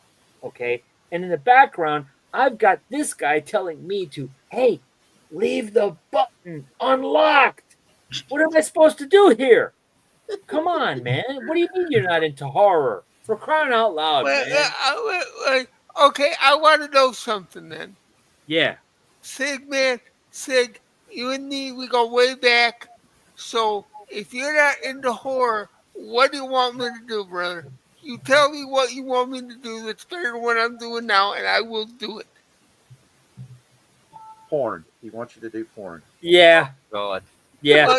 That's the secret right there. He won't admit it. But guys, yep. I'll tell you what. If you guys can help me find a woman, okay. I'm just gonna say this. Okay? Japanese, Casey. I'm just gonna say this: Japanese animation involving tentacles. Oh, I'm gonna. That's why Harvey's on the naughty list. No, man. Come on. No, that's all I'm gonna say. That's all I'm gonna say. I've said my piece. Nope. Go ahead. Screw you guys. I'm going ham. No. Japanese anime involving tentacles. Okay, Fox, it's your turn to tell everybody where they can find you. Oh Lord have mercy. Lord have mercy. I'm all over at Toadie's, Stark of Iron, and Scooby Pup on YouTube, and that's about it about right now. All right, cool beans. Now it's up to Wavo. Wrap it up and let's send us all home. That gave me a headache. Yeah, me too. Uh, I didn't even It's know what not to my say. fault. Don't look at me. I don't like calamari anyway. Don't look at me, man. I was just trying to give the lead in. I get you. I get you. all right. You got to admit it Give was me- funny, man. Give me a second. Let me dig up the link to my channel here. Okay. All right. Yeah, So folks. that's where you can find me. Yeah, I'm go I'm hit it trying up. to I'm trying to save up some money to get a better PC than this microscopic little little roach trap that I'm using now, so that I can actually start live streaming, because I would like to start doing some video game based live streams, but my technology can't support it. Hopefully So we'll right get help now out with I'm stuck doing the short play reviews. So if you like stuff like that, keep your eyes on my channel in the coming months. I've got something in the works that should prove very interesting. Sweet. Well, everybody, as I've said many a times, this is how I like closing this thing out. Let's all be the positive change we want to see in the world. Let's be an example. Let's get people back together again. Let's share the stuff that we love with each other, because this world needs a whole lot more love in it. And the only way we're going to really change the world is by each and every one of us going out there and doing it. And by doing that, I mean we need to start sharing the things we love. We need to show the world we're all human, and we all deserve respect, kindness, and compassion. So remember, everybody, you're not alone. You are most definitely not alone, and you are most definitely loved. Even you, Siggy, even you.